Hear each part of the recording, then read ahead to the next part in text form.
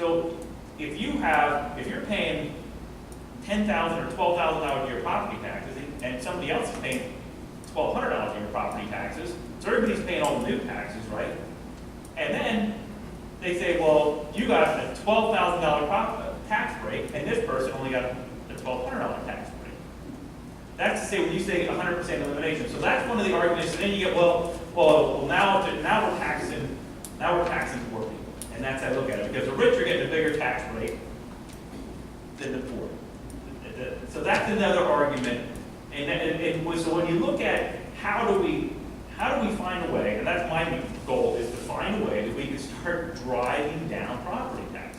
And you can say, and a lot of people say, well, if the state puts more money into basic education, but unless we earmark it and say this money's coming back, and it's got to go to property tax elimination, for all the years under the Rendell administration, when the state increased education spending, those were the highest increases of property taxes across the state. When those taxes, when the state was giving more money, taxes were increasing at a higher rate than when the state kind of level funded education, when we lost that $1 billion from the stimulus plan, when everybody said the state cut $1 billion, but it was actually federal stimulus dollars. Actually, hardly any property tax increases went across the state. How about the extra revenue that they anticipate from internet sales? How much do you think they're? They said it could be up to 200 million. But even like if gambling, people say, well, why didn't gambling eliminate property taxes? We collect $700 million for property tax relief through gaming.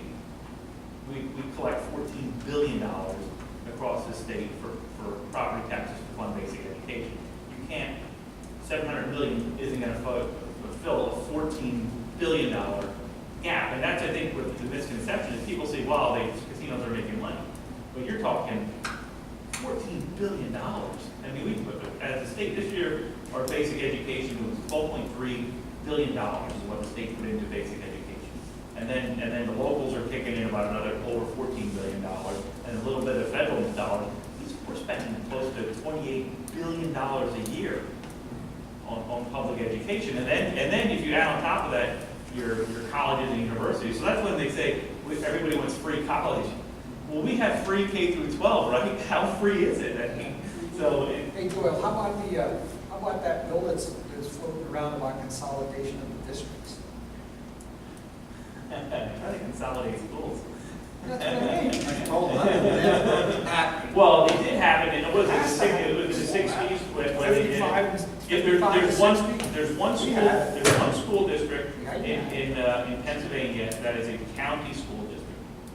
Philadelphia School District is the only county school district. I think we could probably look at ways to pool maybe some resources. I think the IU in a sense does that, because a lot of the schools contract with the IU, or they provide certain services, but you're still contracting with somebody. I think you could maybe pool different services.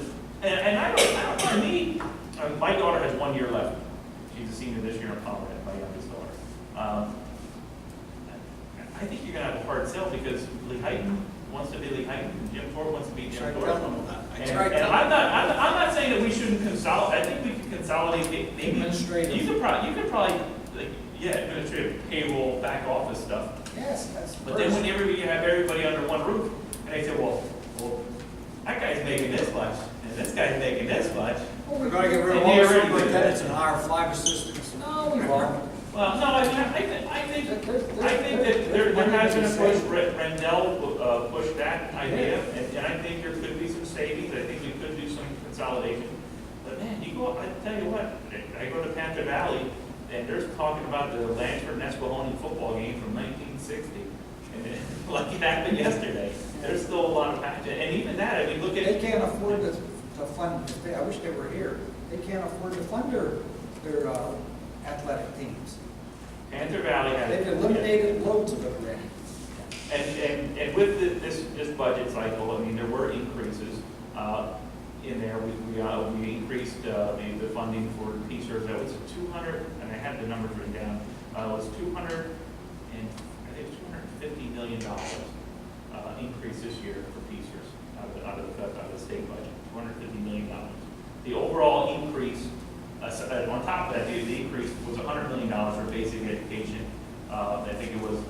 for career technical, which is something that we really need to beef up funding, especially for equipment. We need more equipment grants and stuff like that for technical schools.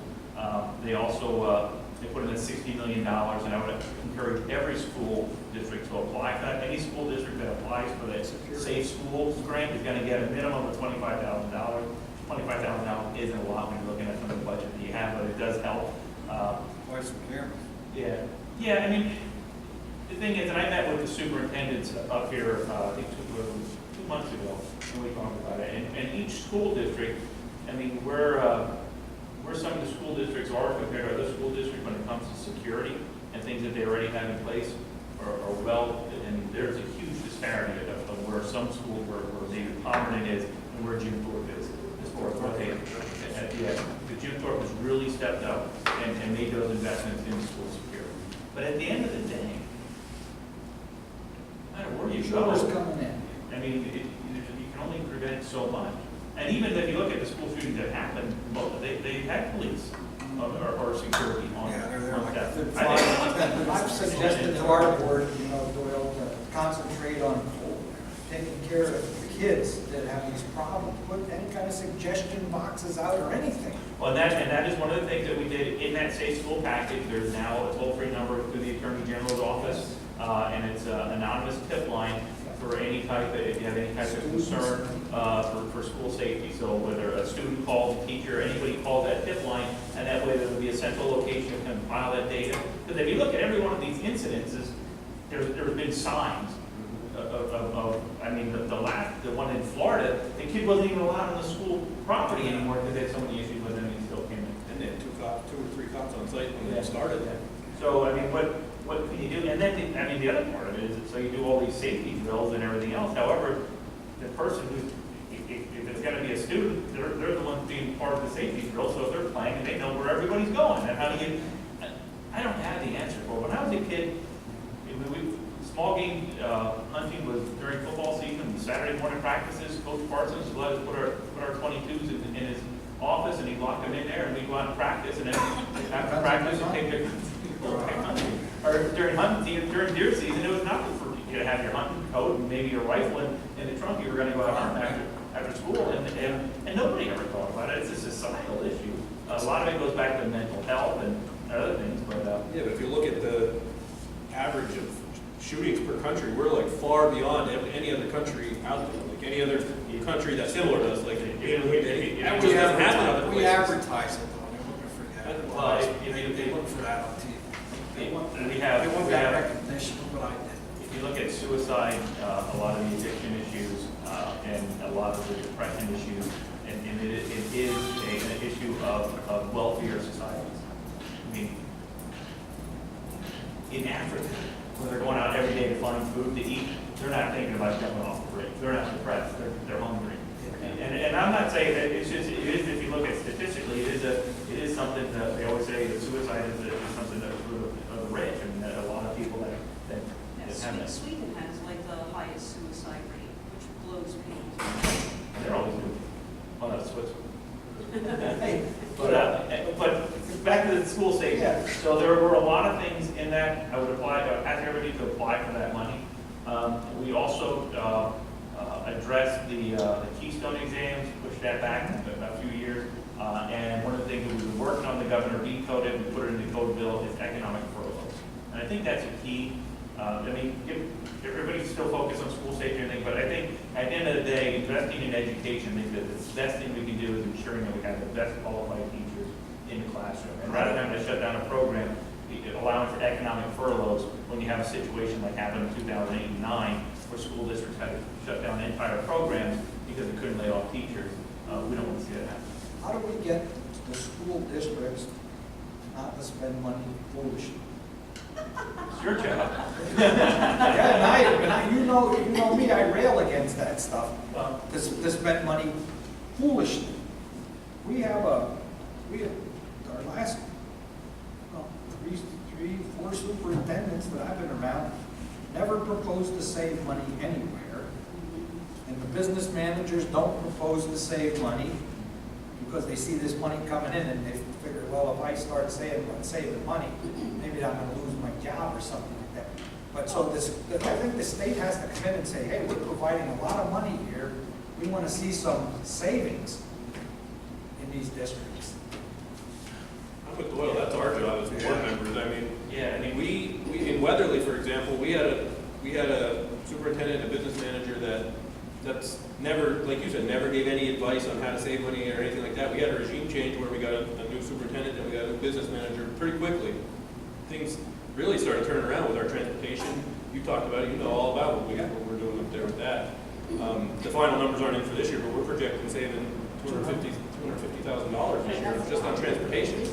Yeah, I mean, our budget's $12, $13 million, you know, somewhere in And I there. think, Jerry, it all goes back to the election. I mean, you have to get the right people on the school board who want to save money, and then you'll have this regime change like you described in Weatherly, and then you'll start saving money. I think that the school board position is a tough position, because you get so many federal guidelines, and then you have special education, which nobody can really control the cost in.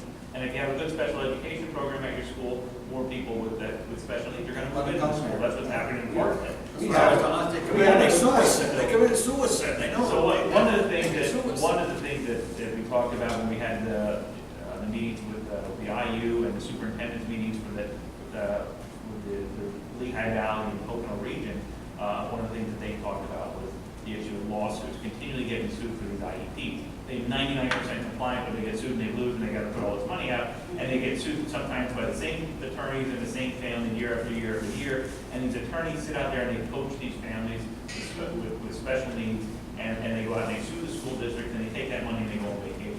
One of the things that I would like to see is, now, we can't do much with that at the state level, because that's a federal law, the American Disability Act. But I think one of the things that we can do, and we've had discussions about it, is trying to figure out a way where if you sue because you were 10% non-compliant with the IEP, so you get that money, that money has to be used towards that 10%, or that money has to be used towards that child's education. Maybe buy a computer, maybe pay for extra classes, but it can't just be used to go out and buy a flat panel TV or